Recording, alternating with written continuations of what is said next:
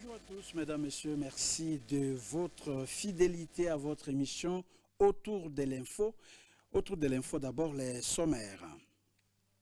Corridor de Lobito, Félix Tshisekedi souligne l'importance de la paix pour le succès du projet. Selon le journal Info 27, le président l'a dit lors d'une séance de travail consacrée au corridor économique de Lobito qui s'est tenue hier en Angola. La rencontre a réuni 4 chefs d'État africains et le président sortant des États-Unis, Joe Biden. Les discussions entre Félix Tshisekedi de la RDC, Joao Lourenço d'Angola, Hakainde Hichilema de la Zambie et le vice-président de la Tanzanie et Joe Biden ont tourné autour du port de Lobito. On en parle dans cette émission.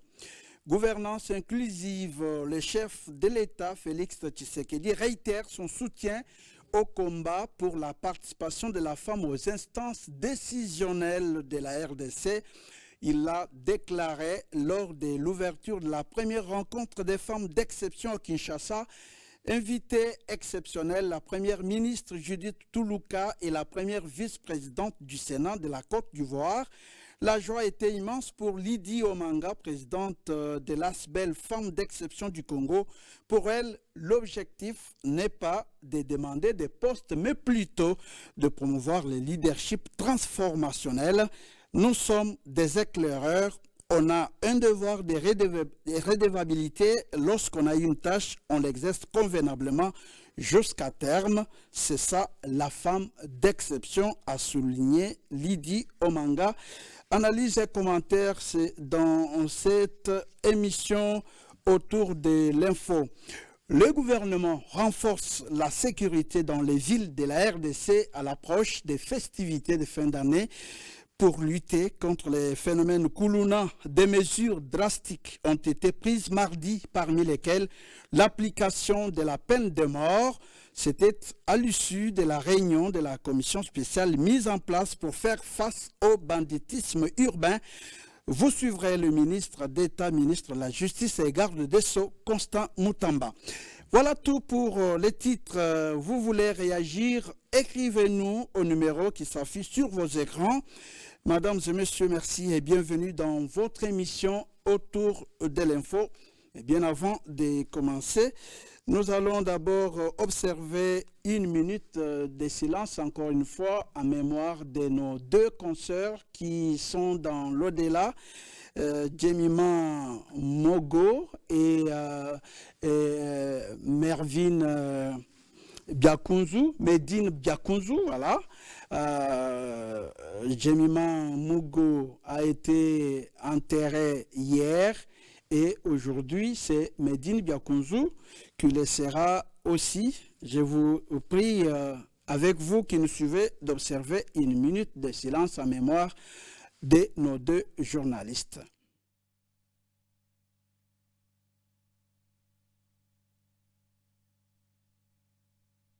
Voilà.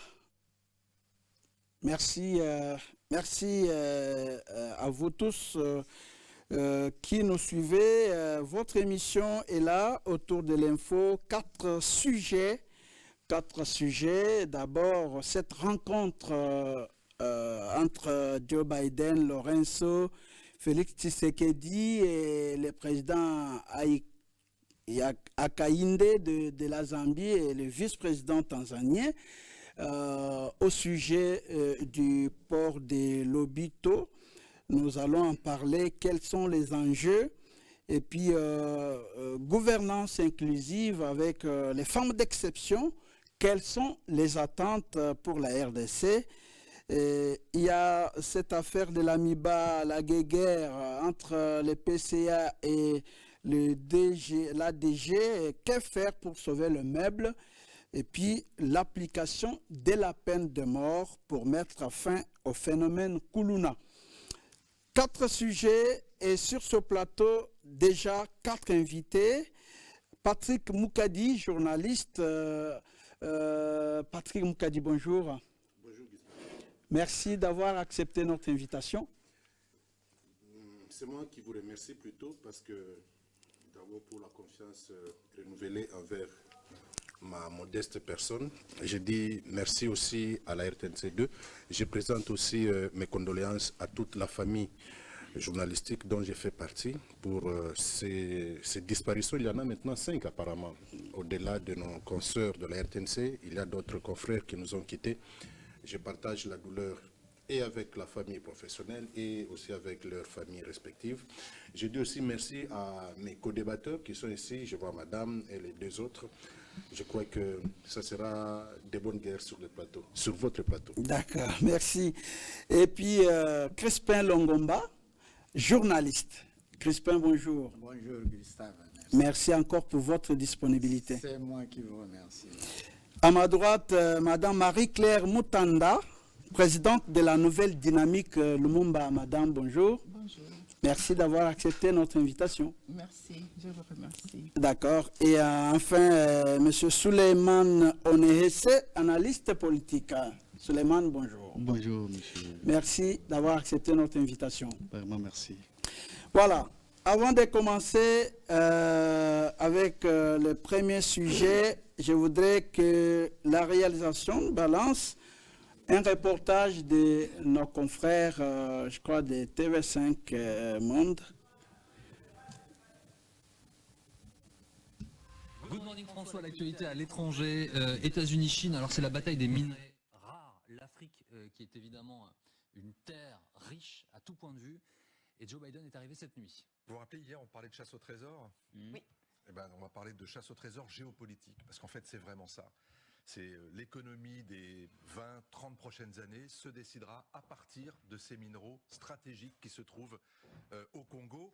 Et l'une des raisons pour lesquelles Joe Biden arrive en Angola, est arrivé hier soir, c'est précisément pour signer et continuer à investir dans un chemin de fer qui part de la côte angolaise et qui va jusqu'au cœur, jusqu'au Kivu, jusqu'au cœur du Congo, où se trouvent précisément les principales ressources minérales. Vous le voyez sur la carte, c'est un chantier gigantesque. Il y a 1500 kilomètres de voies ferrées à construire entre Lobito et Kolwezi.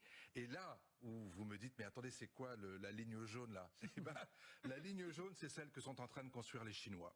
C'est-à-dire qu'en fait, il y a vraiment 2 projets. Ah oui. C'est chacun de son côté, l'un par l'océan Indien, l'autre par l'océan Atlantique, de converger vers cette zone absolument cruciale. Pourquoi? Regardez ce que produit le Congo, aujourd'hui la République démocratique du Congo. C'est le premier déjà producteur africain de cuivre, c'est considérable. C'est aussi le premier producteur mondial de cobalt, la première réserve mondiale de coltan, la 7e réserve mondiale de lithium. Et toutes ces matières premières, ces minéraux et d'autres terres rares sont indispensables à la fois pour l'économie numérique, pour faire les composants électroniques, mais également pour l'économie de la voiture électrique et de tout ce qui sera électrisé plus tard, c'est-à-dire l'économie verte. Le lithium. Est-ce que ça veut dire ça, ces images, que Joe Biden assume la confrontation avec la Chine? Absolument. Et ce qui est incroyable, c'est qu'il le fait de façon plutôt cash, si je peux me permettre l'expression, parce que par exemple dans le briefing de la Maison-Blanche qui a eu lieu juste avant son départ, quand on posait la question, mais attendez, c'est clairement un projet contre la Chine, et il disait, attendez, ils ont déjà 80% de ce marché-là sur le Congo. Ils ont pris une longueur d'avance sur nous, indiscutablement. Mais nous, faire en sorte que 100% des productions ne partent pas en Chine, c'est l'objectif de la prochaine administration, parce que derrière, vous le voyez bien, il y a l'idée que ce projet-là, c'est pas un projet démocrate, c'est pas le projet de Biden, c'est le projet des États-Unis, et ce sera aussi celui de Donald Trump.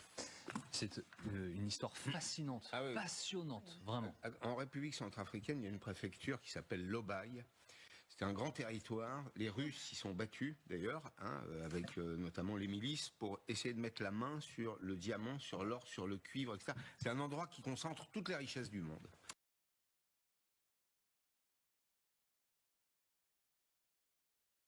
L'émission de nos confrères de LCI. Vous avez suivi, c'est tout sur la République démocratique du Congo et beaucoup plus sur les minéraux stratégiques aujourd'hui, le lithium, le coltan, les cobalt, les cuivres, toutes les matières qui entrent dans la fabrication numérique, des ordinateurs, des téléphones, des voitures électriques, etc., etc. Et donc, le déplacement de Joe Biden en Angola, ce n'est pas pour des beaux yeux, c'est pour rafler quelque chose de ce que les Chinois ont apparemment déjà gagné en République démocratique du Congo. Votre réaction d'abord, Crispin Longomba? Oui, merci. On vient de suivre là. Et s'il faut suivre la situation telle que c'est passé en Angola depuis quelques jours, et on se rend compte que les États-Unis d'Amérique, dans sa diplomatie traditionnelle envers la République démocratique du Congo, du moins pour cette fois-ci, l'Amérique est venue en retard.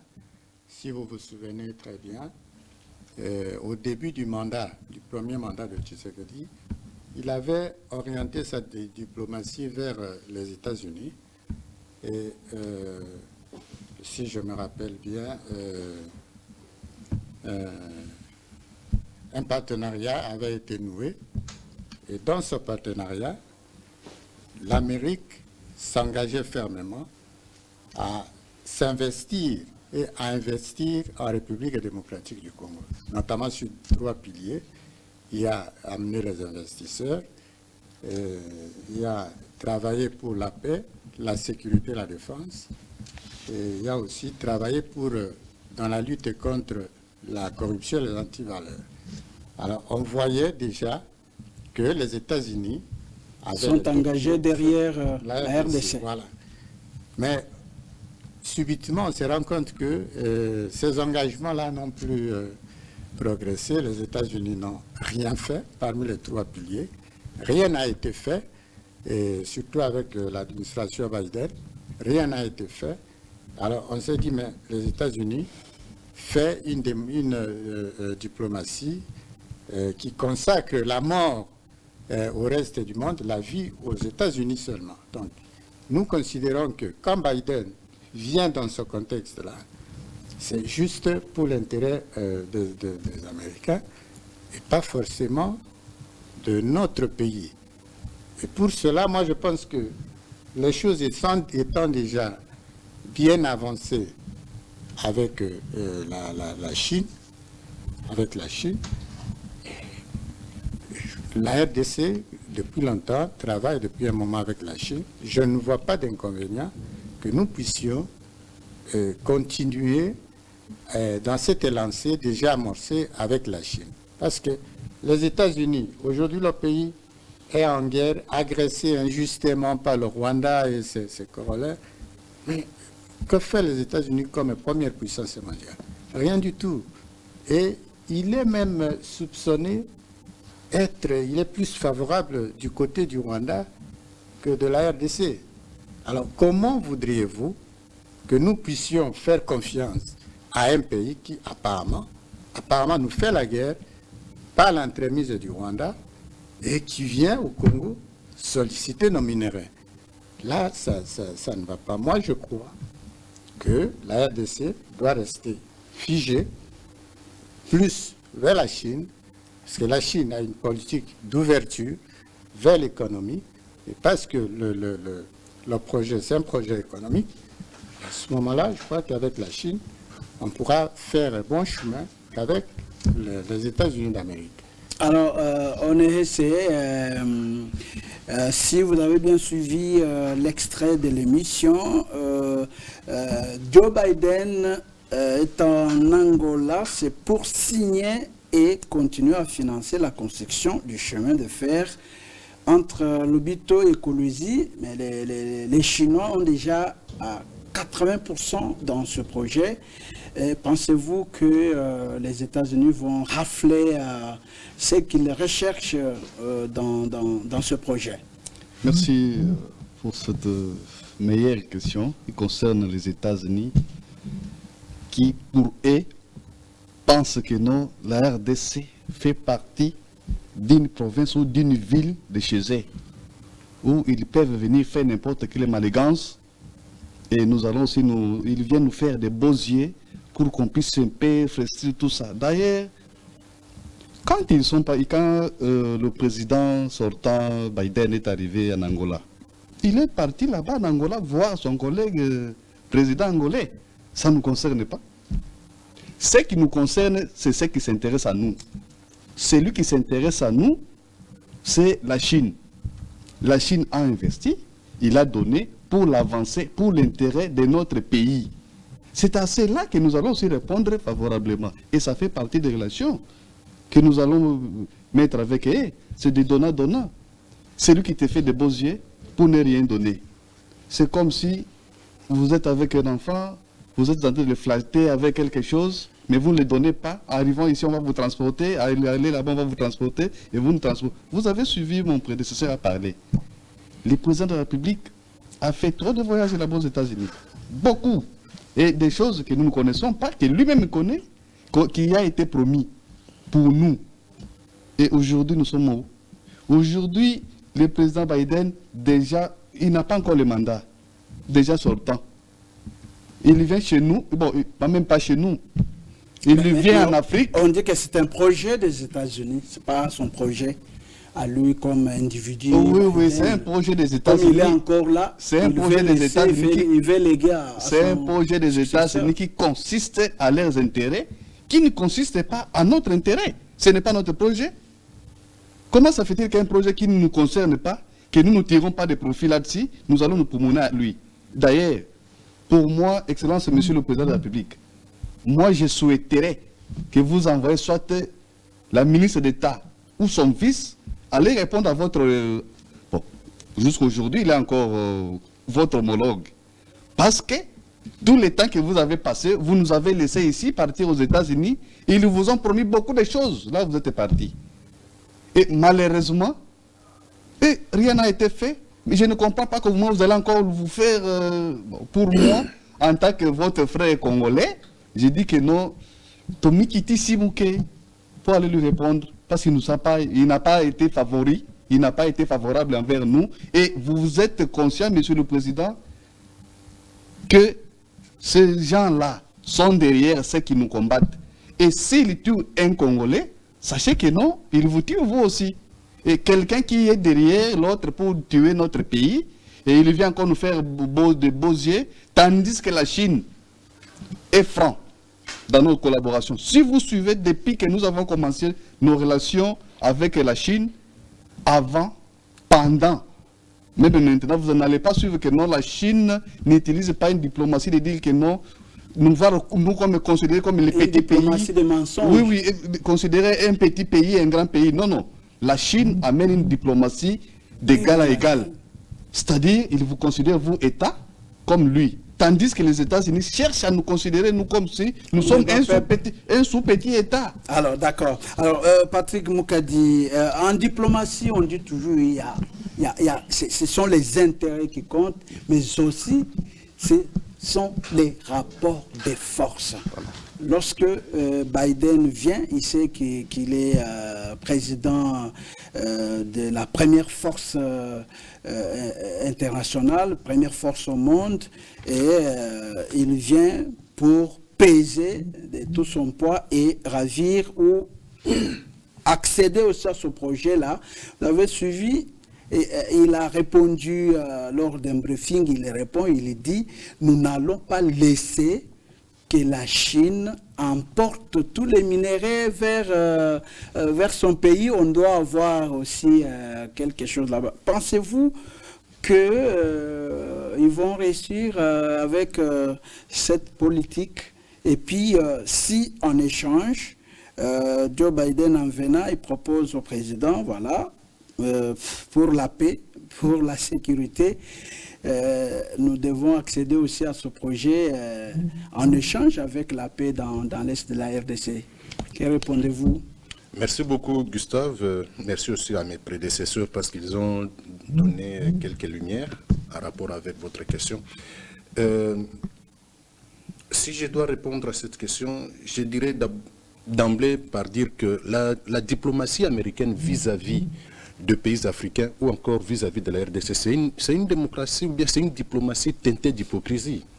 C'est vraiment teinté d'hypocrisie. Pourquoi? Je me rappelle la dernière fois, si ce n'est pas l'unique fois que le secrétaire d'État Anthony Blinken est venu ici, c'était toujours autour de la question sur la sécurité dans l'Est du pays. Il a dit des choses ici. Quand il est arrivé au Rwanda, parce que 2 jours après il avait quitté Kinshasa pour Kigali, il a dit tout le contraire de ce qu'il avait dit ici. C'est pour dire qu'ils ne sont pas sincères, les Américains. Je reviens encore sur l'hypocrisie que nous présentent les Américains. Est-ce que vous savez que tous les rapports, toutes les enquêtes qui ont été présentées au niveau du Conseil de sécurité des Nations Unies, c'est les États-Unis qui les étouffent. C'est les États-Unis qui imposent leur droit de veto pour que ces enquêtes-là ne soient pas mises sur la place publique. Pourquoi cette politique de 2 poids 2 mesures? Et les Américains, aujourd'hui, je reviens un peu en arrière. Ces projets de port de Lobito, ça ne date pas d'hier. Ça date de plusieurs années. Et là, dans les commentaires sur TV5, qu'est-ce qu'on nous dit? C'est un projet des États-Unis, donc des États-Unis. Mais quel est ce président américain? Si je peux commencer par Clinton. Après Clinton, il y a eu George Bush, il y a eu les Obama et ainsi de suite. Quel est ce président américain qui s'est présenté devant, je ne sais pas quelle conférence, à n'importe quel niveau, national chez eux là-bas ou bien international, pour dire qu'il y a un projet là-bas sur lequel nous pouvons nous focaliser pour les enjeux à venir. Parce que si on nous parle de 2040, 2050, ils n'ont jamais parlé. Et Joe Biden vient à 1 mois de son départ de la Maison-Blanche. C'est pour dire que la politique en Afrique chez les Américains, ça ne les concerne pas. Et vous venez de chuter dans votre question, c'est une question d'intérêt. D'abord les intérêts. Qu'est-ce que nous, les Congolais, nous gagnons dans tout ça? Nous ne gagnons rien. Parce que déjà, avec ce qui se passe dans l'Est de notre pays, bien sûr, les Américains, qu'est-ce qu'ils nous ont amené? Ils nous demandent toujours d'aller vers, de dialoguer avec l'ennemi que tout le monde connaît. Aujourd'hui, apparemment, ils sont nolés, ils étaient dans leur sommeil profond. Ils se sont rendus compte que les Chinois avaient déjà pris une longueur d'avance. Ils veulent se rattraper. Non. Le choix est très clair. La belle femme ne peut que, je n'ai pas dit, je ne m'attaque pas madame, la belle femme ne peut donner que ce qu'elle a, mais aussi, il faut reconnaître que les Chinois, quand ils viennent, ils sont ouverts.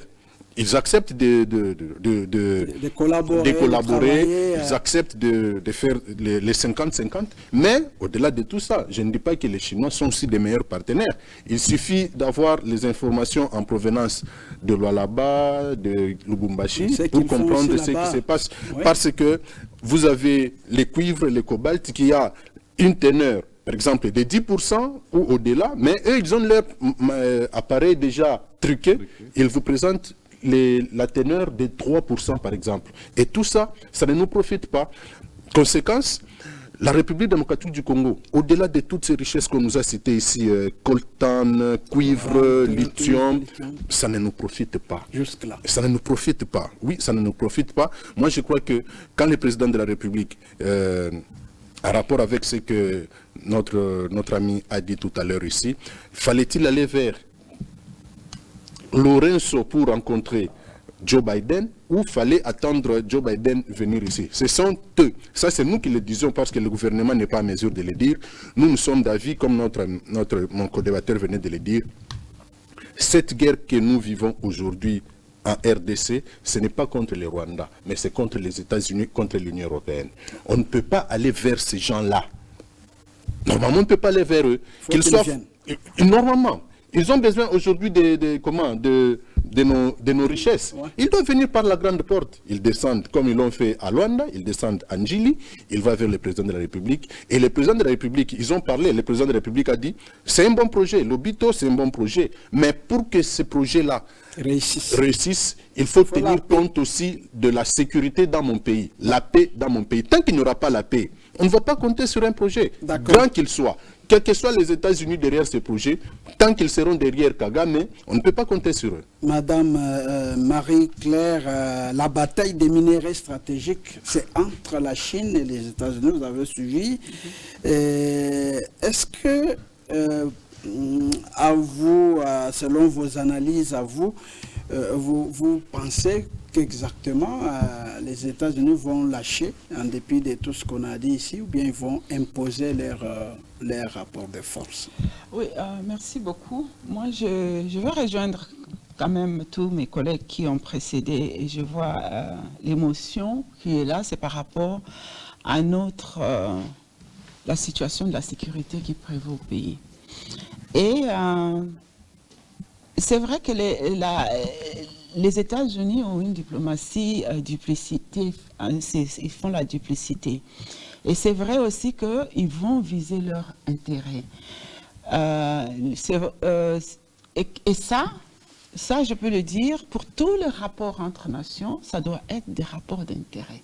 Ça ne doit jamais être des rapports pour pouvoir faciliter un autre pays. Si les États-Unis ont les intérêts, si la Chine a les intérêts, quels sont les intérêts des Congolais? Et ça ne doit pas être à Biden de les défendre, ça doit être aux Congolais de défendre leurs intérêts.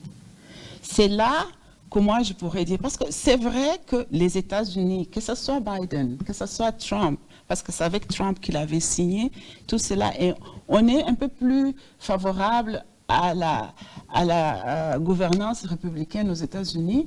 On espère que ça pourra revenir à ces engagements qu'il avait pris avec Trump avant qu'il ne parte, parce que les démocrates, eux, se sont montrés vraiment être des gens du marché, donc ils cherchent le commerce, ils appuient des multinationaux qui sont justement en train de passer par le Rwanda.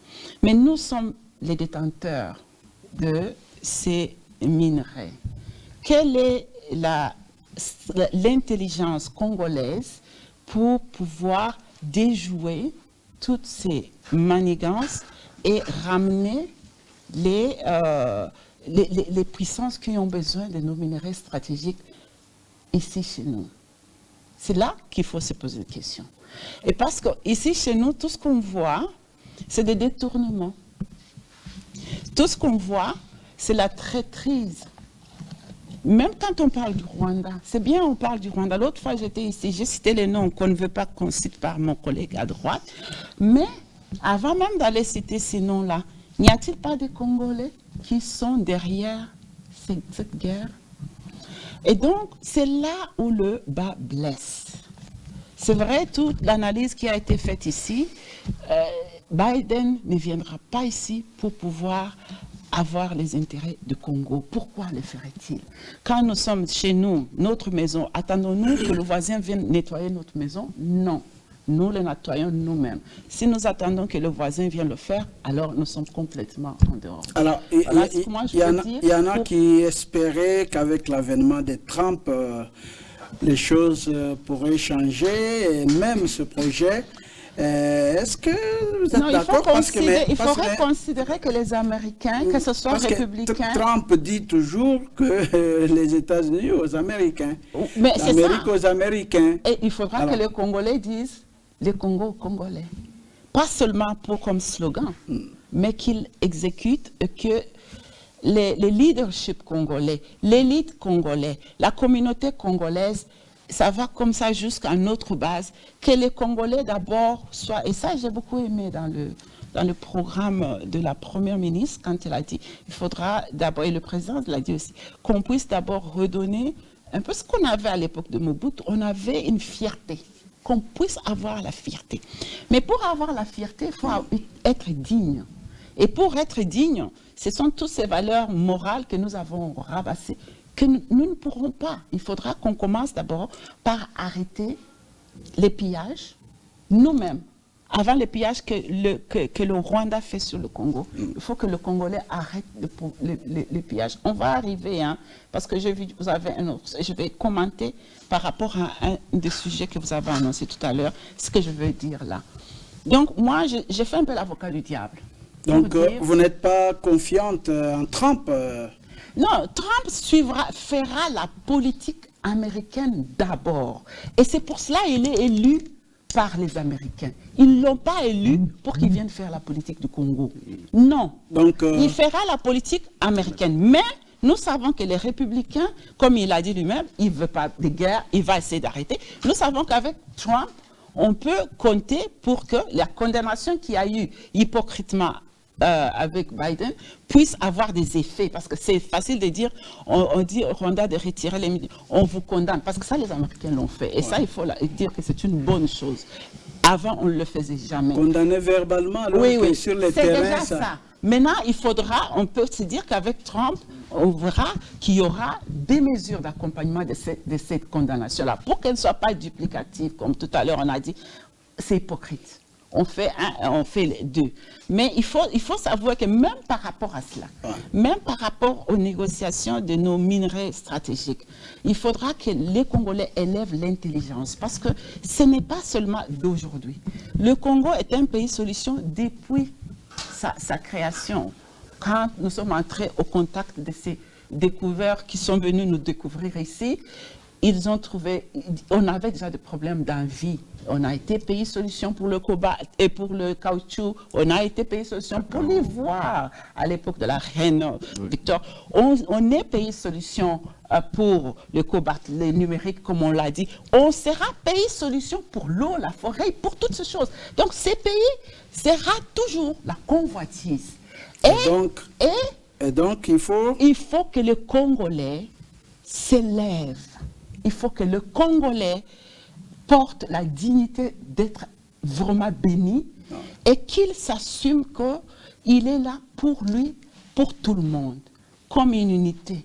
Pas pour voler, aller construire un château en Belgique. Aussi longtemps qu'on verra au bout du nez congolais, les États-Unis nous démèneront. Et même les autres pays. Et même la Chine. Il ne faut pas faire confiance à la Chine. On revient, suivons d'abord l'adresse du président de la République à cette séance de travail. Le corridor de Lobito est bien plus qu'un axe de transport. C'est une opportunité unique d'intégration régionale, de transformation économique et d'amélioration des conditions de vie de nos concitoyens. Ce réseau ferroviaire reliant les régions minières de la République démocratique du Congo et de la Zambie au port de Lobito est conçu pour transporter jusqu'à 20 millions de tonnes de marchandises par an d'ici 2030. Le corridor de Lobito n'est pas seulement un projet d'infrastructure, c'est aussi un trait d'union entre nos trois pays, la République démocratique du Congo, la Zambie et l'Angola. Il symbolise notre volonté collective à convertir le potentiel de nos pays en une prospérité tangible pour nos populations en favorisant une interdépendance harmonieuse où nos Crispin Longomba, vous avez suivi, moi j'ai lu aussi des journaux qui ont commenté sur cette information.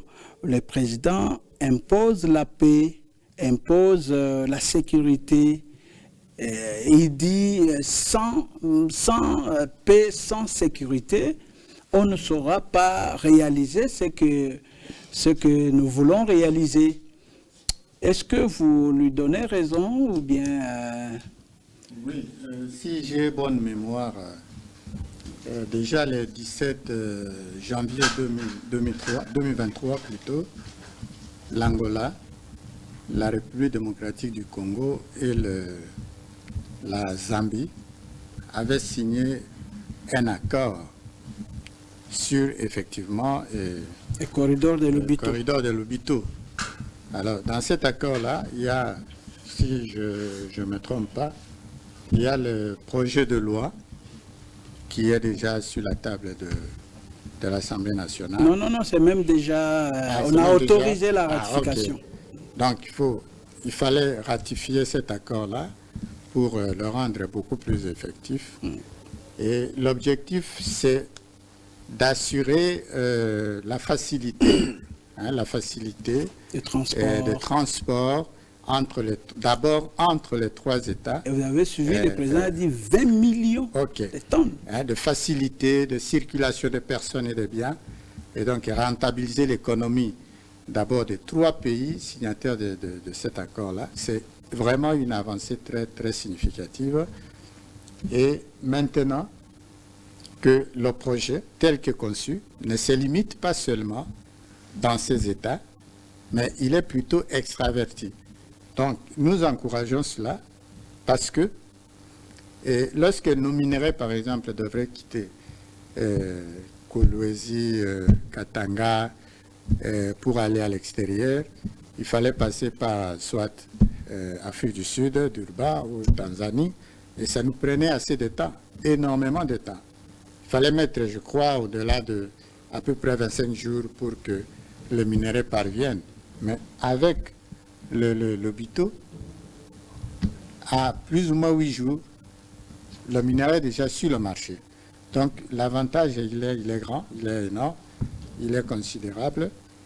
Et maintenant, ce que nous pouvons faire, nous, Congolais, c'est comme vient de le dire Madame, soyons sérieux. Soyons sérieux, prenons-nous au sérieux, respectons notre pays, respectons tout ce que nous avons comme acquis potentiel naturel et rentabilisons cela au profit du plus grand nombre. C'est ça le plus important et c'est ce qui manque à notre pays.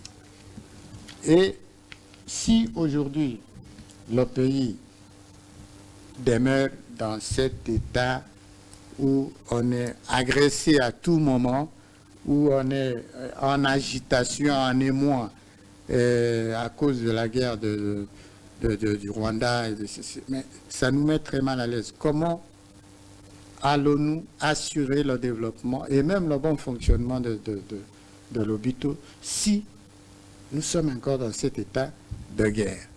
Donc, le fait pour le chef de l'État d'insister sur le fait qu'il faut qu'il y ait la paix pour que ces minéraux-là profitent non seulement aux Congolais, mais aussi au monde, il faudrait que nous soyons en paix, il faudrait que le pays soit en paix. Et donc, on peut penser à une main tendue aux États-Unis pour imposer la paix ou... Nous avons toujours tendu la main aux États-Unis, pas la première fois. Si on devrait le faire, ce n'est pas la première fois parce que nous l'avons toujours fait. Donc l'important pour nous, c'est de nous prendre au sérieux, comme nous-mêmes, Congolais, et de faire face à tout ce qui nous arrive.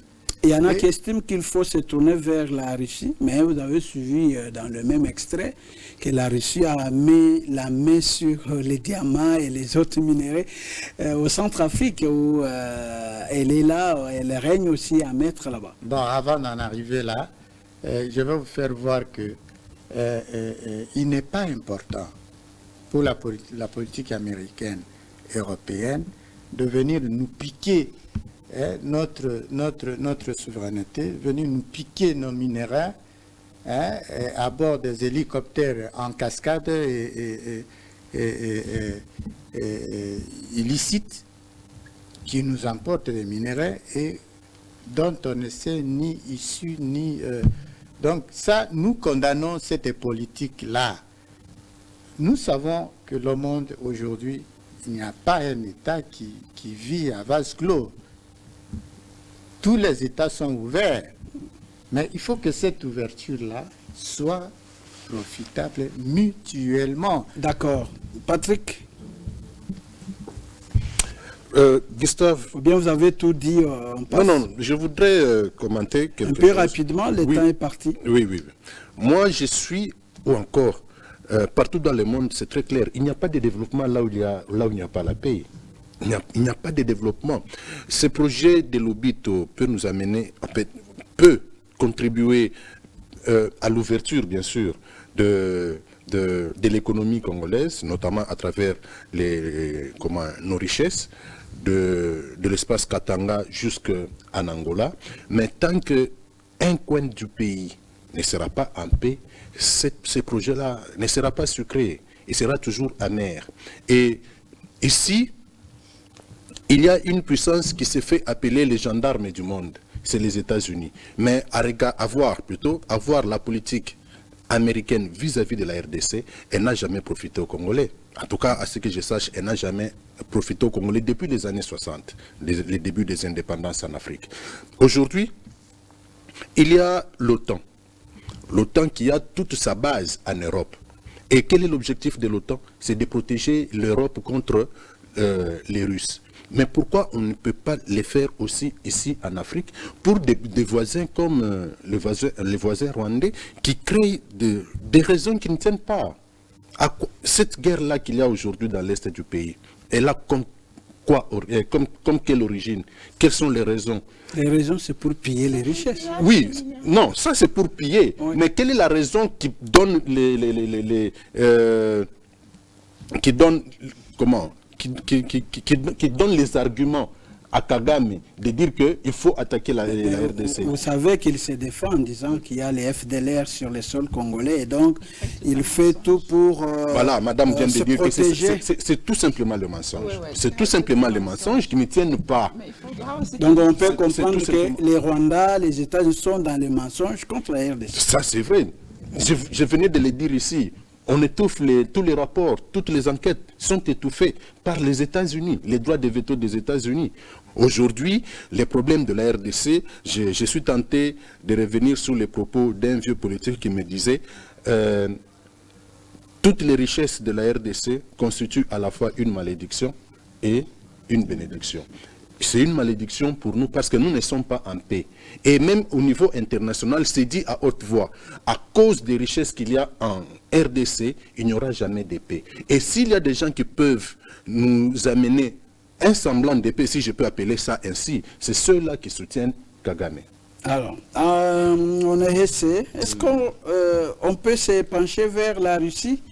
Je sais que vous êtes dans ce monde-là, vous maîtrisez bien les rouages. Est-ce qu'on peut quitter les États-Unis et l'Union européenne pour se fier à la Russie, à la Chine ou aux pays de l'Orient? Vous-même, vous avez la réponse. En ce qui concerne les relations diplomatiques, c'est les intérêts qui priment. Et si la Russie et d'autres États peuvent nous apporter au moins ce que le prédécesseur venait de parler, que non, un semblant de paix, du fait que nos frères congolais qui se trouvent à l'Est, parce que ce sont des gens qui compliquent beaucoup de jeux, hein. Vous trouverez que même les Mobondo qui est ici, moi c'est Mobondo. Si vous suivez beaucoup plus, nos frères là sont toujours là. C'est que vous voyez comme si c'était le Saint-Esprit là. Parce que vous voulez beaucoup les adorer. Et j'ai suivi encore que non, il y a des gens qui parlent que non, le président Trump, tout ça, ainsi de suite. Mais écoutez, lui là, est-ce qu'il y a un Congolais qui avait voté M. Trump ici dans ce pays? Nous, celui que nous regardons le président qui est ici au pouvoir, le président Tshisekedi. C'est à lui que nous nous adressons. Nous disons, monsieur le président, ne suivez pas tous ces gens là-bas. Donnez-nous la paix. Nous, c'est que nous d'ailleurs, moi, je suis en train de voir encore quelque chose. Du fait que le président allait dire aux gens qui lui me connaissent que non, ces gens ici sont les adversaires de mon pays d'une manière ou d'une autre. Il leur dit que nos pays, attention, ça fait partie aussi d'une façon de vendre notre stratégie. Ouais. Et directement, vous connaissez bien que non, les gens que ce monsieur-là était venu, le président américain était venu avec là-bas, ce sont des gens expérimentés. Quand vous parlez quelque chose, ils analysent les débits et la fin. Vous commencez à leur dire que non, il y a ceci. Les mieux à faire que le président, bon, malheureusement, c'était déjà fait, même si on le dit, mais même prochainement, le président peut le changer. Quoi? Il fallait envoyer... Le président est parti... Imaginez-vous quand le président de la République parle devant son homologue et c'était pris acte. C'est un engagement. Il accepte. Malheureusement, chez eux, quand il nous parle... Si vous lisez bien même quand le président américain vous parle de notre pays, vous regardez bien sa face, il n'est pas il n'est pas engagé. Il vous parle avec une légèreté. Si vous lisez bien sa face quand il vous parle, c'est déjà quelque chose qui ne va pas. Alors, même quand il veut saluer le président de la République, tout ça, ça fait partie des communications. Oui. Vous voyez que dans les sourires là, les gestuels, ce sont des sourires perfides qui ne nécessitent pas toujours à être... C'est ça l'importance aussi de la diplomatie que nous sommes en train de parler. D'un aspect, c'est que nous sommes en train de demander au président de la République. Certainement, vous êtes garant de la nation, vous êtes tout ce que vous êtes président. Mais il y a d'autres matières que vous pouvez commencer aussi à voir les gens spécialisés dans cette matière-là de vous accompagner.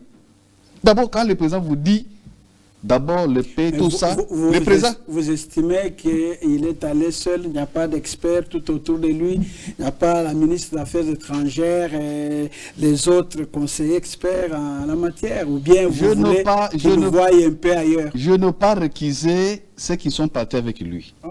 Moi, je suis en train de lire ce que le président américain faisait de nous, en train de nous mépriser. Vous voyez que nous, si on méprise seulement le président de la République par des gestes simples, que les gestes que notre président ne peut pas faire envers eux, et eux les font envers nous. Moi, je souhaiterais, comme les Américains l'ont toujours fait envers nous, ils nous disent un discours ici, ils arrivent chez leurs alliés, ils changent le discours, de la même manière, nous aussi nous devons le faire. Mais à ce qui concerne les intérêts, tout ça, si la Chine, la Russie et d'autres pays sont favorables à nous, à nous léger seulement un peu la tâche de gagnant-gagnant, là d'accord. Ça c'est pour l'étranger. Mais d'abord à ce qui nous concerne nous. Ouais. J'appuie la dame me a dit... Vous appréciez ce qu'il y a eu entre le président Tshisekedi et le président Macron? Ah non, là on arrivera. C'est les plus grandes hypocrites. Celui-là, je ne peux même pas faire allusion. Il est venu nous dire. D'abord, il est venu. Ce monsieur est venu nous distraire ici en prenant l'alcool. Il sait que c'est un message trop fort que vous devez retenir. Il vous dit quoi? Et puis tout le monde qui connaît bien que non, Bandal, c'est la commune de Bisengo. Et puis le président de la République, après avoir fait tout ce qu'il a fait, il part là-bas, diplomatiquement. Qu'est-ce que vous allez lire? Et puis après là, il prend une bière. Il consomme. Mais pas n'importe quelle bière, c'est la bière. La bière, oh voilà. Et pourquoi il n'a pas pris nos bières qui sont ici? Il a préféré seulement. S'il vous plaît, que je réponde à ta question. On termine avec Madame Marie-Claire. On termine sur ce sujet et puis on passe à un autre sujet. Pour un dossier économique d'envergure, et le président se déplace, les présidents zambiens s'étaient déplacés, les présidents angolais, et même le président tanzanien, bien sûr, vice-président, mais la présidence, parce qu'au même moment, était dans une autre, au niveau des ASC, où même le président Fachi était attendu, mais n'a pas jugé d'y aller. Moi, je peux considérer aussi que c'était, même par rapport à l'approche sécuritaire, c'est une stratégie bien mesurée. Parce que si ces pays-là, les pays dont on cite qu'ils sont engagés avec nous dans cette dynamique, sont différents des pays qui sont engagés avec nous dans la dynamique EAC. Et les pays qui sont engagés dans la dynamique EAC, nous savons que ce sont ces pays prédateurs de nos richesses et qui cherchent à avoir un peu de terre sur nous. Donc, que les présidents aient choisi de ne pas s'y rendre, mais d'aller plutôt en Angola pour asseoir cette base. Moi, je trouve que c'est une démarche très, très encourageante. Stratégiquement, en lançant aussi un message que nous allons traiter avec des pays qui nous sont beaucoup plus favorables. La Tanzanie en particulier. Elle est l'une de nos... Bon, je dis l'une parce que c'est la présidente, mais le pays est l'un des pays qui nous est resté fidèle et qui s'oppose à toute cette dynamique d'une façon ouverte. Et on voit qu'on a un allié ensemble avec le Burundi parmi les 9 pays qui nous entourent. Donc moi je trouve que c'est très bien que le président soit parti là-bas. Maintenant par rapport à est-ce qu'on se retourne vers l'Est par rapport à l'Ouest qui nous est hostile, moi je dirais à cette heure du développement, il faut encourager la compétition. Dans tout ce qui est économique, les marchés économiques, il faut encourager la compétition. Et la compétition veut que tout le monde s'engage. Et que les meilleurs l'emportent. Et que les Américains aient intérêt sur nos biens, les Chinois, les Russes, ainsi de suite. Ce n'est pas, je reviens à ce que je disais, ce n'est pas par rapport aux forces extérieures qu'on définit, c'est par rapport à nous. Nous élevons-nous pour que nous soyons, parce que c'est nous les détenteurs, que nous encourageons cette compétition. D'ailleurs, c'est une loi économique. Plus c'est compétitif, plus les prix jouent en fonction de cela. Et donc, on peut aller à celui qui est le plus parlant. Donc, moi, je pense, c'est aux Congolais d'abord de parler, Congolais, d'élever Congolais, et de mettre stratégie congolaise pour pouvoir nous sortir de cette situation de prédation, parce que nous serons toujours ainsi et on va convoiter et on ne va pas dire autrement, parce qu'il s'agit de survie. Les autres voudront aussi avoir nos minerais. D'accord. Merci, Madame Marie-Claire. Nous bouclons ces sujets. Nous entamons le deuxième, gouvernance inclusive avec les femmes d'exception. Suivons d'abord ce reportage et on revient après. Gouvernance inclusive.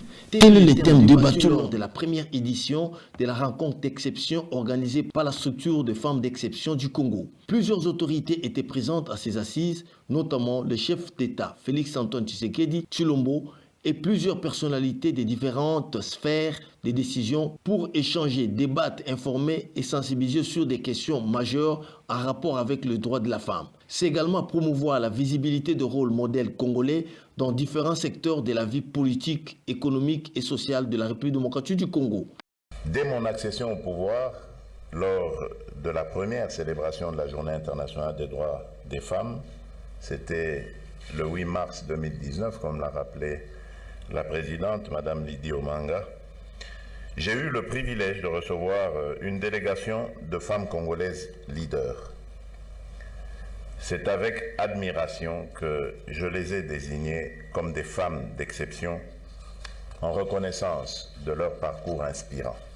La gouvernance inclusive est pour moi bien plus qu'un concept.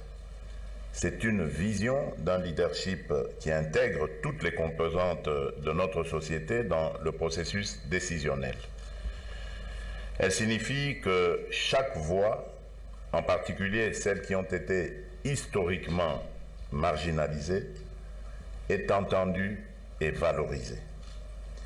Cette approche est cruciale pour le développement de notre nation car elle garantit que nos politiques reflètent la diversité et répondent aux besoins réels de tous nos citoyens. Sous mon leadership, la République démocratique du Congo s'est résolument engagée sur ce chemin. Ce choix, qui reflète mon engagement envers les valeurs de justice, d'équité et de progrès, repose sur une conviction simple, mais profonde. Aucune société ne peut atteindre son plein potentiel si elle ignore ou marginalise la moitié de sa population. Lydie Omanga a brièvement donné l'historique de cette structure. C'est important alors de mettre en place un groupe de travail qui permettrait de mener la réflexion en vue d'identifier les modalités pratiques de mise en œuvre de cette gouvernance inclusive et je dis. L'invitation de la Côte d'Ivoire à ces forums étant championne des leaderships féminins témoigne l'excellence de l'amitié et de la coopération qui unissent deux nations. Cela prouve l'engagement commun à promouvoir des systèmes de gouvernance où chaque citoyen trouve sa place et contribue au développement de sa communauté. Gouvernance inclusive, Madame Marie-Claire, là je pense que vous vous retrouvez, le président, l'homme de la masculinité positive, il a loué l'éloge, il a fait l'éloge des femmes, comme ça, je crois. Comment vous réagissez D'abord, j'étais très contente quand le président a rehaussé de sa présence à cet événement des femmes d'exception. Ils y attendaient, l'événement attendait Madame Judith, et puis lui il est venu et ça prouve, même en écoutant son discours. Le président a démontré, hein, il ne l'a pas seulement fait verbalement, il a démontré, matérialisé. Il a matérialisé, même en nommant pour la première fois Madame Judith Suminwa, une femme après 60 ans d'indépendance. Pourtant on en avait déjà des femmes, déjà depuis 1960 au gouvernement, mais et on connaît même jusqu'à aujourd'hui, même après sa nomination, des voix de certains journalistes très réputés qui passent pour dire pas une femme. En 2024, on voit qu'on est loin encore dans la mentalité de notre classe sociale, mais pourtant les femmes sont capables. Donc, le président a fait l'exception.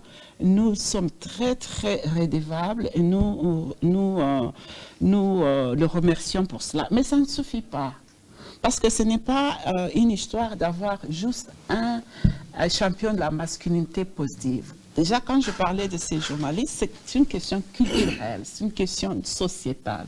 Il faudra que notre société comprenne que la femme, elle représente 50% de sa population.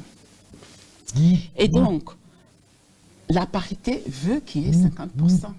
Mais pourquoi elle ne se retrouve pas dans des situations de décision? Parce qu'il y a des barrières à l'entrée dans chaque domaine. Moi, je suis revenue, je disais l'autre fois, je suis revenue ici au pays après une trentaine d'années en dehors, et ce sont les sages de mon territoire, particulièrement de mon village, qui m'ont approché pour dire « Maman, nous voudrions bien que vous nous représentiez comme élus, nous allons vous voter comme élus. » Mais c'était un calvaire. C'était à partir de ce moment-là, j'intègre mon parti, qui est toujours mon parti, que je ne pouvais pas exercer pendant que j'étais employé des systèmes des Nations Unies, mais au niveau même de mon parti au pouvoir. La nouvelle dynamique. C'est un nouveau parti que je viens de créer. Ici, je suis membre de l'UDPS. Okay. Et donc, au départ même de cela, bien que la loi des élections définissait déjà un part quota basé sur la loi du genre qui nous représente à 30%, il fallait bien qu'il y ait au moins sur les listes de participants 30% de femmes au niveau des circonscriptions. Et rien que sur ça, je devais, ou au moins par mois, une autre femme devait être sur une liste. On était quelques femmes de mon territoire, de ma circonscription, on ne s'est pas retrouvés. Mais si on regarde, même s'il n'y avait pas cette loi-là, on regarde la capacité, on regarde la représentativité, on regarde ce que moi je représente, pas pour dénigrer mes confrères qui étaient avec moi sur la liste, je ne pouvais pas ne pas être sur cette liste-là. Donc on comprend que les combats, je suis une femme. Les combats au moins Tshisekedi est en train de réaliser. Je vais maintenant montrer ça rapidement parce que le temps est parti. Il y a un observatoire de gens. C'est ce que moi j'aimerais dire au président. Merci beaucoup, président. Au niveau du ministère de la fonction publique, se trouve déjà un observatoire genre dans l'administration publique. Comme vous savez, l'administration publique, c'est ça qui fait que l'État puisse pouvoir exécuter ce qu'il doit au niveau de notre territoire.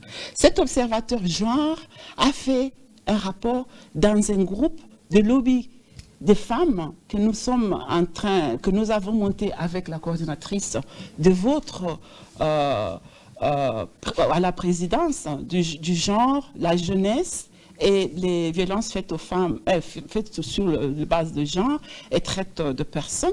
Nous avons monté cette lobby et au niveau de lobby, nous avons invité l'observatoire de venir nous donner un peu la situation. Qu'est-ce que vous avez trouvé rapidement, madame? La situation est au niveau de l'administration. Il y a combien de pourcents de femmes? Il y a 14% de femmes. 14%. Mais au niveau des fonctions de décision, les femmes nagent entre 6 et 9%. Vous demandez au président de pouvoir encore relever. C'est très loin de 30%. Il le fait, il a nommé la première ministre. Elle ne suffit pas. Si on vous demandait de la côté déjà depuis qu'elle est à la tête, vous lui donnerez combien? Elle fait un travail exceptionnel. Vous lui donnerez combien? Elle fait un travail, mais parce que je ne suis pas dans la dynamique des notés. Je dis exceptionnel. Exceptionnel, ça a une note. D'accord. Alors, Crispin Longomba, rapidement, nous voulons aborder le troisième sujet, terminer l'émission. Le temps est parti. Oui, personnellement, j'ai beaucoup de difficultés à distinguer l'homme de la femme. Donc vous êtes aussi masculinité positive. Oui, j'aime la parité, j'aime la masculinité. D'accord. Parce que et l'homme et la femme, nous sommes des hommes. Ouais. Nous sommes des hommes. Avec un grand H. Nous sommes des hommes. Nous sommes des hommes. La preuve en est que lorsque nous mourons, nous retournons à la poussière. Et la femme et l'homme, nous retournons à la poussière. Donc il n'y a pas de distinction là-dessus. Et donc... Là, c'est spirituel. Pour moi, même la parité n'aurait même pas sa raison d'être. D'accord. Et même la masculinité n'aurait même pas sa raison d'être. Aujourd'hui, on va vous dire non, écoutez, la femme se représente au moins à 30%. Mais par rapport à quoi? Maintenant, le président est allé, je crois, dans ce gouvernement, ça doit être 50-50. Non, oui. c'est 33%. Par rapport à quoi? Déjà beaucoup. Et il est allé même au-delà de la Constitution. Et je me dis, mais... La Constitution, c'est 50. La Constitution parle de... Voilà, la loi, mais la loi est tirée de la Constitution. Gustave, moi, qui parle de 30%. Oui, Rapidement, le temps est parti. Oui, Gustave et moi, je me dis, mais pourquoi même départir? Pourquoi définir ce chiffre-là, 50%, 30%? Mais s'il y a plus de femmes qui méritent mieux que cela, mais ils peuvent aller même à 70%, à 100%. D'accord. Pourquoi pas? Donc, Patrick Moukadi. Je voulais ajouter ceci. Ouais.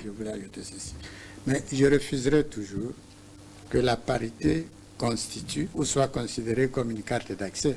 Voilà. Donc, devenir une conditionnalité pour dire que non, parce qu'on est femme, on est. Non, il faut le mérite.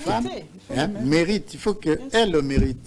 Donc, ce n'est pas une carte d'action, c'est pas carte, une... c'est pour les hommes aussi, parce qu'on voit les hommes qui accèdent et qui ne méritent pas. D'accord. Donc, mérite est pour tout le monde, Madame, pour femmes et pour... Patrick Moukadi, 1 minute. Oui, merci beaucoup, Gustave. Une femme d'exception, et je crois, comme Madame Marie-Claire l'a dit ici, elle doit être cette femme qui mérite. Et cette femme doit être réellement une femme d'exception. Il ne faudrait pas se retrouver dans cette structure pour se faire appeler ou bien pour se faire passer pour une femme d'exception, mais en réalité, on ne l'est pas. Et moi, j'ai observé aussi le président de la République depuis 2019, à son accession au pouvoir. Je vais le dire parce que je l'ai dit aussi dans les débats hors caméra, hors micro. Moi, j'ai constaté dans le président de la République, Félix Tshisekedi, il y a un penchant vers la femme, hein, la femme en général. D'ailleurs, il venait de le dire dans son intervention de tout à l'heure, en 2019, la manière dont il avait accueilli les dames, c'est là où j'avais suivi cette histoire-là en Chiluba. Comment on a... Équilibre. C'était dit en Chiluba, quelque chose comme ça. Et c'est là où moi j'avais dit, quand j'ai suivi la télé, j'ai dit, ça c'est le président de la République.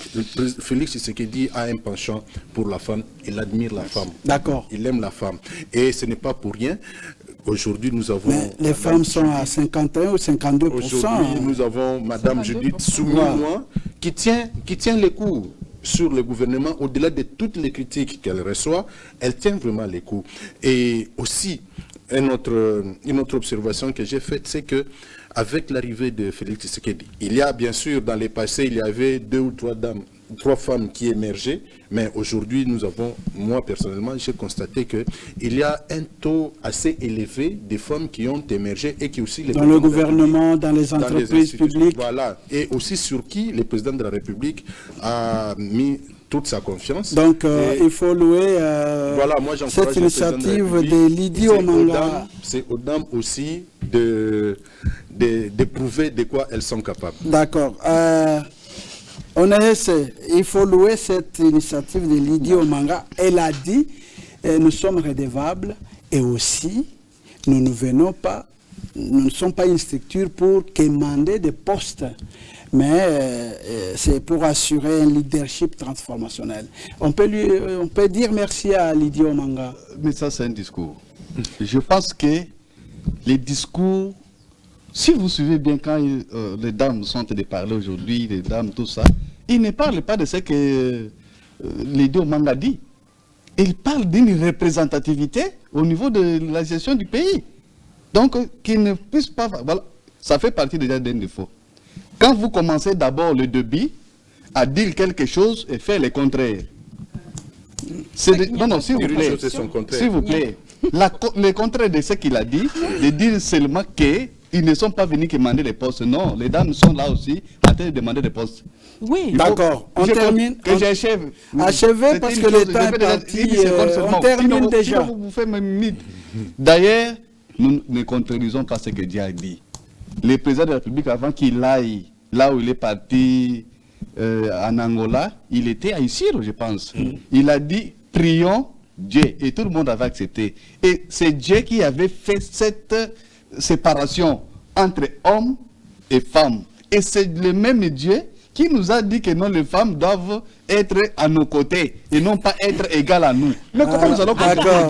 Il y a une différence entre être à ses côtés et égal. Il y a la différence. Voilà, c'est un débat, notre débat qui n'entre pas dans... J'espère que votre épouse est à votre côté. Il faut comprendre.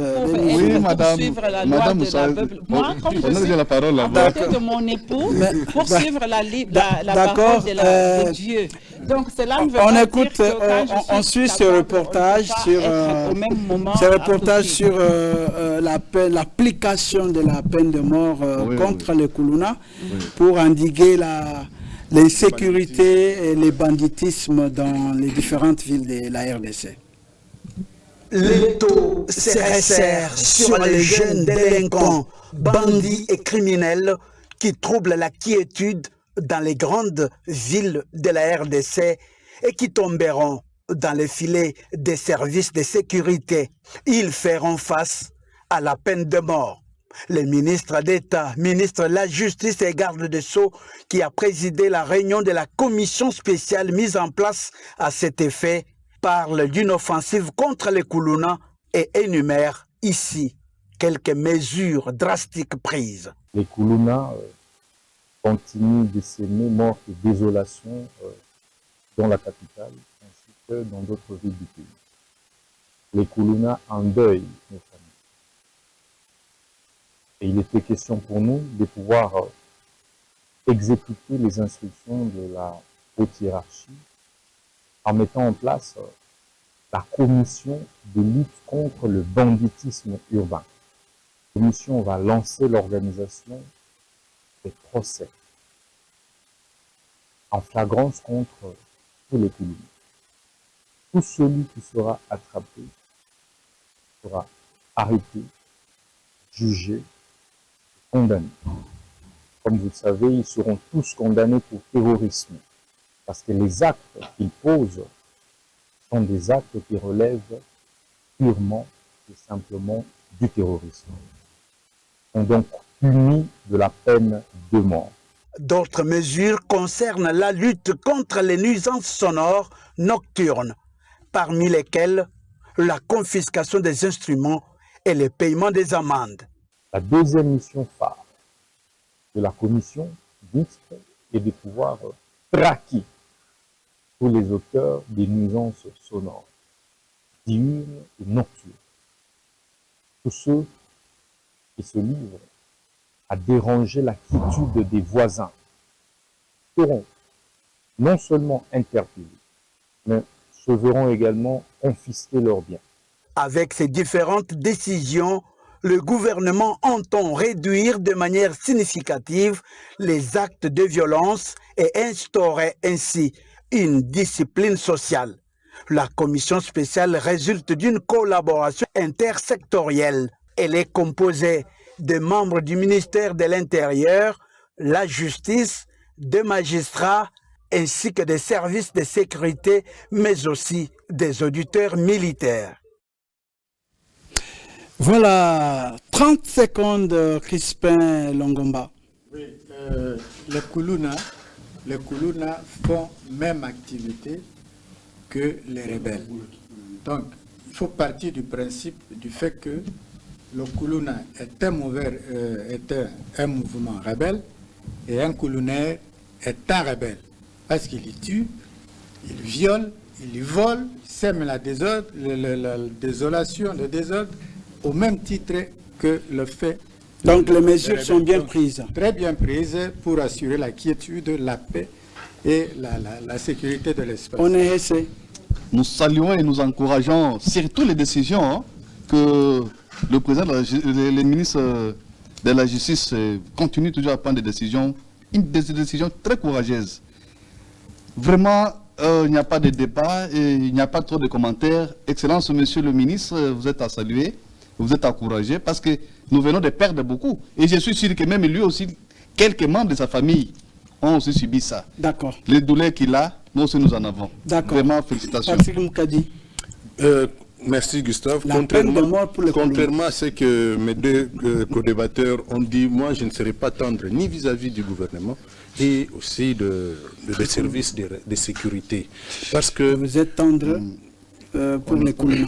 Non, je ne suis pas tendre vis-à-vis du gouvernement, mais je suis plutôt, jusqu'à preuve du contraire, parce que c'est un débat que j'ai animé encore hier, mais rapidement. Oui, loin des médias. J'ai toujours soutenu l'opération Likofi. Voilà. L'opération Likofi a été une réussite et je me suis toujours posé la question où serait parti, ou encore où est parti Kanyama, parce que c'est lui qui a maîtrisé cette question. Les Koulouna tuent sans pitié. Comme l'a dit Crispin tout à l'heure, ils sont assimilables aux terroristes. Donc, la peine de mort, je soutiens, mais il ne faut pas nous amener dans les discours, toujours des discours. À un certain moment, on doit passer à la vitesse supérieure, c'est-à-dire, comme on l'a vécu à l'époque de Kanyama, on se réveillait le matin comme ça, on trouvait des cadavres dans la rue, et ça nous a apporté la paix. Nous avons besoin de la paix. On ne peut pas tuer à l'Est, on tue aussi à Kinshasa. Et les droits de l'homme, vous suivez. Madame. Oui, bon, mes prédécesseurs ont parlé. Hein. Ils ont tout ravi. On ne peut pas encourager le phénomène Koulouna. D'accord. Hein, absolument pas. Mais pourquoi nous avons ce phénomène Koulouna? Ça, ce sont des questions qu'il faudra qu'on se pose aussi. Il ne faut pas tout de suite commencer à tuer ces jeunes gens-là comme ça, sans résoudre le problème. Pourquoi ils sont là-bas? Il faudra qu'on résolve ces problèmes-là.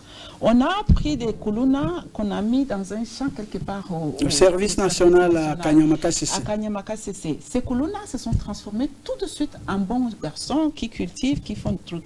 Pourquoi on ne peut pas multiplier ces gens? Mais les autres fuient et refusent.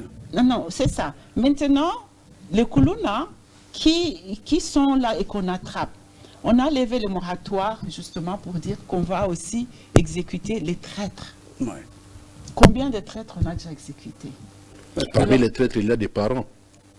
Il y a des parents, il n'y a pas que des Koulouna. Et qui démontrent. Donc il faudra que la loi soit applicable à tout le monde. Il faut que la loi soit applicable, surtout, d'ailleurs, moi je trouve, surtout aux traîtres, parce que la traîtrise, c'est une maladie qui ne doit pas être acceptée dans aucune société. D'accord. Les Koulouna, tu vois, c'est parce que nous sommes dans une société où il y a 2 poids 2 mesures. Il y a certaines choses qui se font. Et puis tu as ces jeunes gens désespérés, certains qui ont étudié, qui n'ont rien et qui sont en train de faire des choses inacceptables. Donc, la loi doit s'appliquer à tout le monde. Absolument. Voilà.